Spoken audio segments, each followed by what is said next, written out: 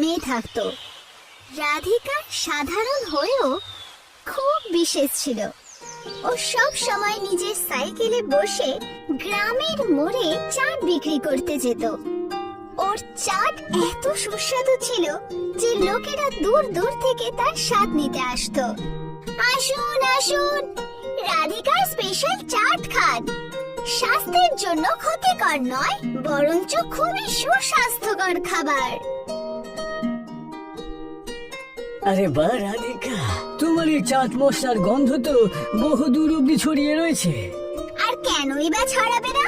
বানিয়েছে কে? আমি তো। তা তুমি ঠিকই বলেছ, আমার রাধিকা মেয়ে সত্যি খুব বুদ্ধিমান। চলো তাড়াতাড়ি পয়সা নাও, আমাকে আরেকটু চাট। সারাদিন পরিশ্রম করা রাধিকা একটা স্বপ্ন ছিল যে একদিন ও সফল হয়ে নিজের পরিবারকে একটা ভালো জীবন দেবে। কিন্তু ওর কাছে সাধন কম ছিল আর ঘরে। রাধিকা, রাধিকা মা, এই দেখো আমি বাড়ি এসেছি, আমাকে একটু জল খাইয়ে দাও। হ্যাঁ বাবা, এই নাও মাটির ভাঁড়ের ঠান্ডা জল। হ্যাঁ বাবা, তুমি এখনো লোকেদের ঘরে মজদুরি কেন করো? তোমার বয়স হয়ে গেছে, সামলে নেব। বাবা গভীর নিঃশ্বাস নিল। হ্যাঁ আমি জানি যে তুমি সবকিছু সামলাতে পারো, কিন্তু তুমি তো জানো যে আমার শরীর আজকাল ঠিক থাকে না। আমি যদি বাড়িতে বসে একটু আরাম করব, তাহলে সংসারের পুরো ভার তোর ঘাড়ে চাপবে যে। তারপর তুই শুধু নিজের সংসারই নয় রে, আমার শরীরের জন্য পয়সা খরচ করতে হবে তো। তার ফলে না তুই ভালোভাবে থাকতে পারবি, না তোর ভবিষ্যতের জন্য কিছু রক্ষা করতে পারবি। তাই আমি পরিশ্রম করে নিজের সংসারটা চালাবো। বাকি সংসারটা তো এমনি ভালোভাবে তো সামলাচ্ছিস তুই। বাবার কথা শুনে রাধিকার চোখ ভরে গেল। ওর দুঃখ হতো যে ওর বাবা এখনো অন্যের ঘরে কাজ করে বেড়ায়, কিন্তু ও করতোই বা কি? একদিন রাধিকা যখন চাট বিক্রি করছিল, ও এক অদ্ভুত মানুষকে দেখতে পেল যে পুরনো দস্তি রাধিকার কাছে এলো আর মন দিয়ে ওর চাট দেখতে লাগলো। তোমার চাটটা কিন্তু বেশ ভালো। হ্যাঁ, এক প্লেট দিয়ে দিই? হ্যাঁ নিশ্চয়ই, একবার আমি এই চাট মশলা খেলে পরে তাহলে দেখো তোমার ভাগ্য কেমন পাল্টে যায়।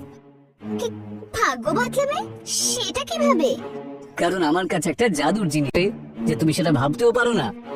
অপরিচিতর কথা শুনে রাধিকা চমকে গেল।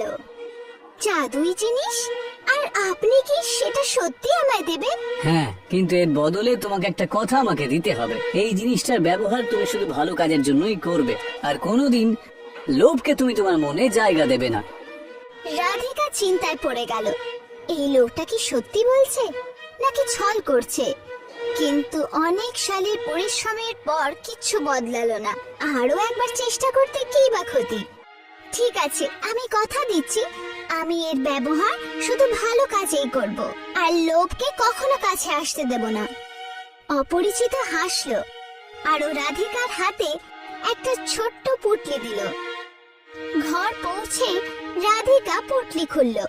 তার ভেতরে সোনার চিঠি ছিল, যেখানে লেখা ছিল যে লোভ থেকে দূরে থেকে পরিশ্রম করবে সেই পাবে জাদুই জিনিসের ফল। আরে এটা কি? এর মধ্যে তো শুধু একটাই বাক্য লেখা। এবার আমি কি করব? সেই চিঠি বালিশের নিচে রেখে দিল, কিন্তু যেমনটা ও ভাবেওনি সেটাই হলো। সকালে ও যখন বালিশের নিচে দেখলো, সেই সোনার চিঠি গায়েব ছিল আর তার জায়গায় একটা মশলার ছোট পুরি রাখা ছিল। এটা কি? এটা তো কোনো মশলা মনে হচ্ছে, কিন্তু চিঠি কোথায়? ছাড়ো, আজকে চাট মশলা এই মশলা দিয়েই করব। রাধিকা তৎক্ষণাৎ নিজের বিচারকে বাস্তবে পরিণত করলো আর সেই চমৎকারী মশলা দিয়ে চাট তৈরি করলো, যার গন্ধ পুরো ঘরে ছড়িয়ে গেছিল। আরে বাহ, আজকে তো দেখছি বেশ দুর্দান্ত গন্ধ বেরোচ্ছে। মনে হচ্ছে জল খাবারে বিশেষ কিছু বানাচ্ছিস। ঠিক বলেছো বাবা, আজকে জল খাবারে আমি নতুন মশলা দিয়ে তৈরি চাট করেছি। আরে বাহ, এ তো সত্যিই দুর্দান্ত খেতে হয়েছে মা। তোমার সত্যিই কোনো জবাব নেই। এমন এটাই শুনতে চেয়েছিলাম। কিন্তু রাধিকা, এর মধ্যে এমন কি মিশিয়েছিস তুই? বলবো? হ্যাঁ হ্যাঁ বল না। জাদুই মশলা। জাদুই মশলা দিয়ে তৈরি চাট ব্যাপারই আলাদা ছিল। আর সব থেকে বড় ব্যাপার ছিল, যত মাত্রায় রাধিকা সেই মশলা ব্যবহার করত, সেই মশলা নিজে থেকেই বেড়ে যেত, যেটা সত্যি অবাক হওয়ার ব্যাপার। কিন্তু রাধিকা এতে খুব খুশি ছিল। আস্তে আস্তে রাধিকার হাতে তৈরি চাট মানুষেরা খুব পছন্দ করতে লাগলো। ওর ভালো রোজগার হতে লাগলো, আর খুব তাড়াতাড়ি ও নিজের নতুন রাধিকার চাটের দোকান খুললো। আসুন আসুন, জাদুই মশলা দিয়ে তৈরি স্পেশাল চাট খেয়ে যান।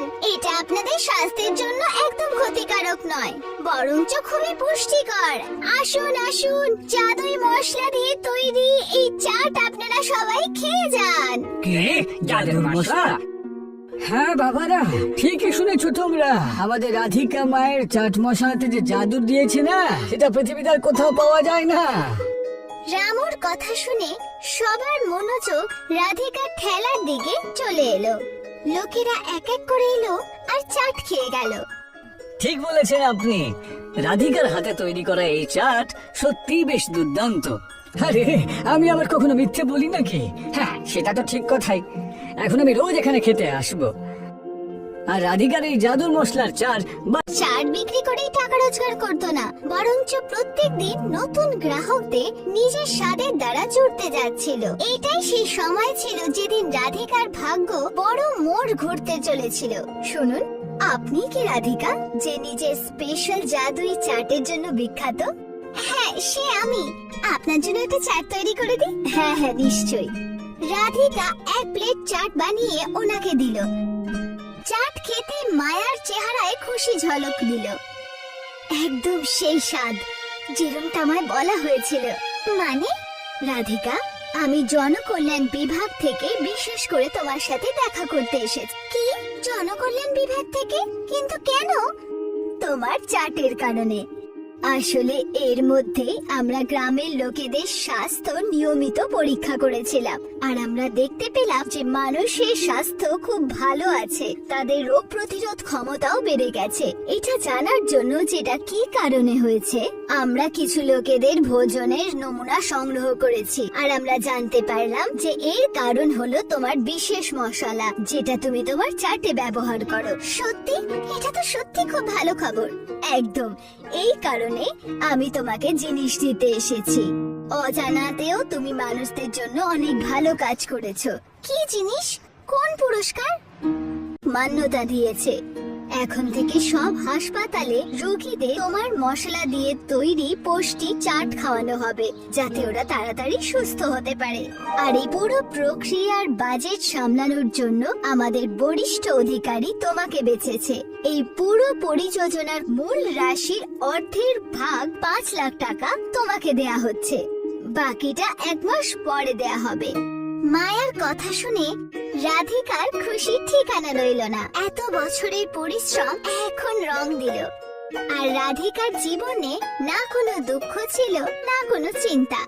রাধিকা আর ওর বাবা গ্রামের মধ্যে